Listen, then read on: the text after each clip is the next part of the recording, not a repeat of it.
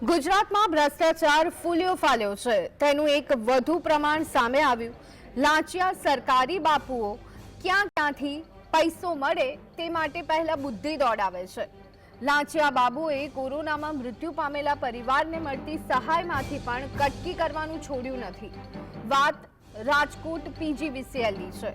Corona કાળમાં પીજીવીસીએલના 48 કર્મચારીઓના પરિવારને મૃતક દીઠ ₹25 લાખની સહાય કરવાની હતી અને તે 25 લાખમાંથી 10 લાખનું તોડ કરવા અધિકારીઓમાં ફણગો ફૂટ્યો. કેટલાક અધિકારીઓને કટકી કરવાનું મન થયું.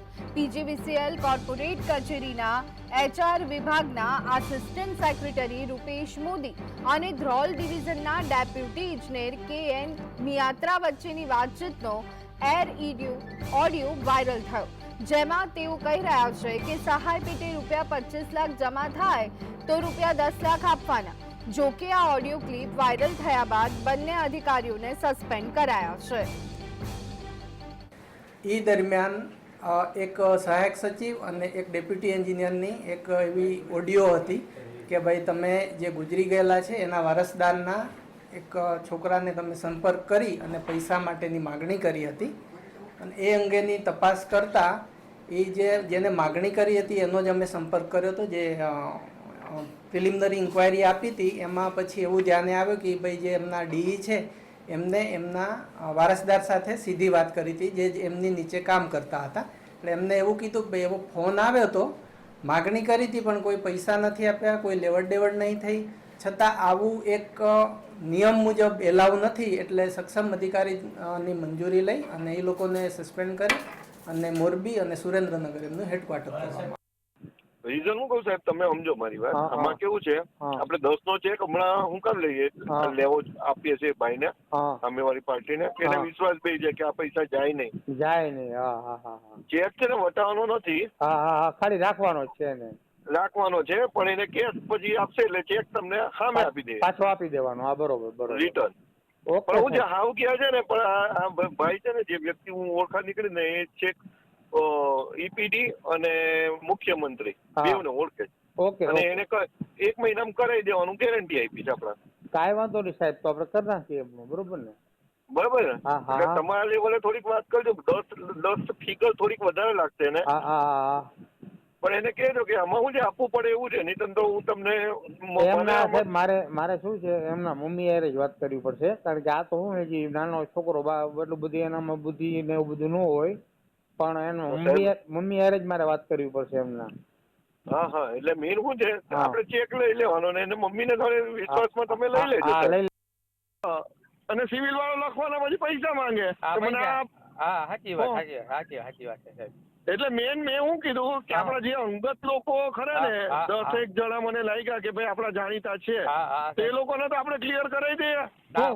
કાંઈ વાંધો નહીં સાહેબ, જે કાંઈ કરવાનું થાય ને મને કહેજો, હું એને કરવાનું. એટલે મેન એના ખાતામાં 25 લાખ છે ને વધીને મહિનામાં આવી જશે એની મમ્મીના ખાતામાં. ઓકે. એટલે આપણાને તમારે એમાંથી જ આપવાના છે, આપણે એડવાન્સમાં કઈ જોતું નથી. ઓકે સાહેબ, ઓકે. બરાબર છે, એમાંથી જ આપવાના છે. પણ આ તો કેવું છે કે પછી એકવાર ફેરીમાં જતું રહે ને પછી આપણે કઈ ન કરી શકીએ. તમે સમજો, તમે ભલે અંગત હોય તો હું ન કરી શકું. ના 100% સાહેબ, 100%. એટલે મેં સાહેબને છે ને કીધું કે આ મારો છે ને પંડ્યા ધ્રોલ વાળો એ આપણો અંગત છે, એમાં ક્વેરી ન કરતા. એટલે સાહેબે પહેલા કીધું કે ભાઈ તું પહેલા વાત કરી લેજે બધા જે અંગત હોય ને. ઓકે સાહેબ, સમજી ગયો સાહેબ. એટલે એને કઈ એનામાંથી આપવાના નથી મિયાત્રા સાહેબ, સમજી ગયા? સમજી ગયો સાહેબ, સમજી ગયો.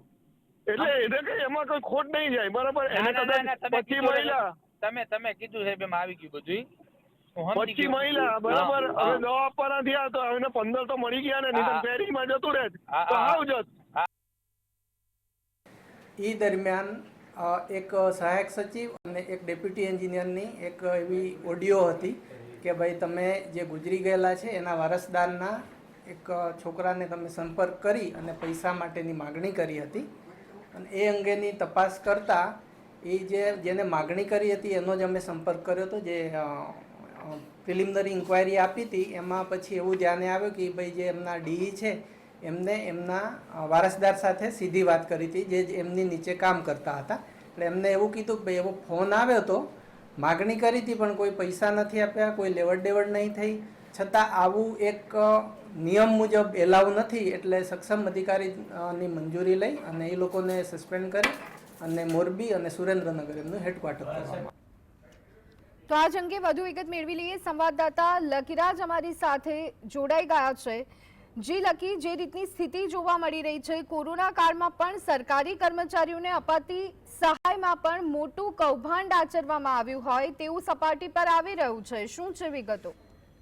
જી ધોની, આપને જણાવી દઉં કે આ જે કર્મચારીઓના ઓડિયો છે તે વાયરલ થયા છે અને તેમાં ચોક્કસપણે તેઓ કહે છે કે કોરોનામાં જે સરકારી કર્મચારી પીજીવીસીએલના કર્મચારી હતા જે એક્સપાયર થઈ ગયા, મૃત્યુ પામ્યા હોય ચાલુ નોકરી દરમિયાન, તેને 25-25 લાખની સરકાર દ્વારા જે સહાય આપવાની વાત છે તેમના પરિવારજનોને કરવામાં આવી હતી અને કેટલાક લોકોને મળ્યા પણ છે પૈસા.